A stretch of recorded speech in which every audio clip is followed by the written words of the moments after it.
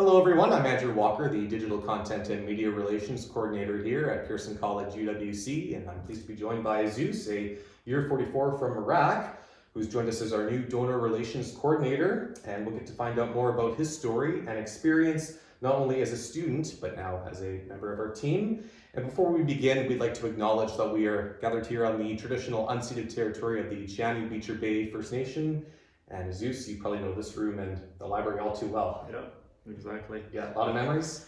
Yeah, I didn't spend too much time here because this is the quiet room, so you can't be loud over here. So the software room downstairs was my go-to. Nice. Yeah. So tell us about your background and experiences leading up to joining Pearson. Joining Pearson as an employee or a student? A little bit of both. A bit of both, okay. Well, I didn't apply to the national committee. I applied to WISC, World University Service of Canada, and what they do, they take refugee students and place them in universities and colleges in Canada, and I was matched with Pearson College. Before Pearson, I was living as a refugee for around 12 years of my life, and then I moved to Canada, and basically gave me permanent residency when I landed here. Before coming to work here, I had a degree in politics, which from UBC, which I think Pearson played a big role in why I got a scholarship or why I picked political science to do for school. And what kind of on and off campus activities did you take part in? A lot of stuff. Acting for the first time. I was actually talking with someone about this. I participated in, I was MC for one of the regional days, which is the only kind of acting I did in my life. I did sailing for 2 years, expedition sailing with the big boat. I did outrigger canoeing for 1 year. I did kayaking for fitness. So a lot of waterfront activities. And I actually got a lot of certifications from Pearson because they offer that to students.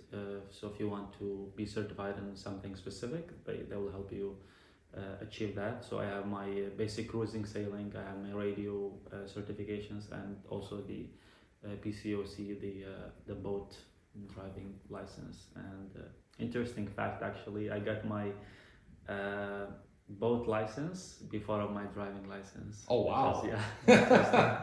That's awesome. So now as a donor relations coordinator, tell us about your responsibilities and the role you play within our organization and how you ensure effective communication with donors. So yeah, I do a lot of coordination tasks and help the team coordinating events or basically making sure that donor relations are happening and donors are thanked and appreciated, sending them the stewardship packages at the end of the year. So I do a lot of coordination stuff, and it's been great so far. What's an aspect or practice that you find particularly valuable for the success of donor relations but is not commonly known or utilized by others in the field? I think definitely staying on top of everything, because at sometimes I'm super busy and there's a lot of tasks, a lot of things to do. So and what I do is I take notes. I take a lot of notes to remind myself later, and also just to stay on top of everything so I don't miss anything, because some of the stuff I do is very important and they have to be done at some point. Mm-hmm. A lot of notes, a lot of sticky notes, a lot of virtual notes. Yeah, all the time. Definitely. What would you say is the most rewarding and fulfilling part of the job? I think definitely making a difference. As you know, I was here on a scholarship, and when I was a student here, I didn't think of where the money came from and how fundraising is done. But right now, I'm thinking of it more and more of how fundraising is done and how students are being provided with scholarships.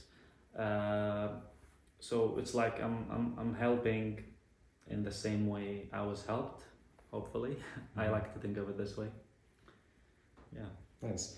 Is there a particular moment or even a project that stands out as a highlight? I mean, even though you've been here for a few months so far, but anything that stands out in your career so far? I think really anytime I help someone I feel like this rewarding feeling. I worked in retail. I was a retail manager before working here. So, and I helped a lot of people with their needs, or basically helping them find something that they are looking for, or they're just providing service in general is rewarding. And I think that's basically my career goal, is to be in service or to help in one way or another. Reflecting on your experience at our campus, in what ways did it shape your personal and professional growth? Well, it definitely changed my life as a student here. I think this statement is maybe said a lot, but it's true, and it's life changing.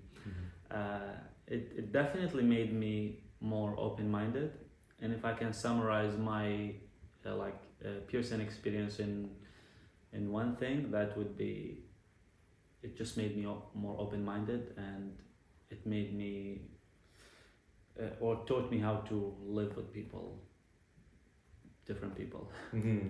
Are there specific skills or values that you've acquired during your time here that have been instrumental in your current role? Yes, definitely. I mean, the kind of people that I've met here,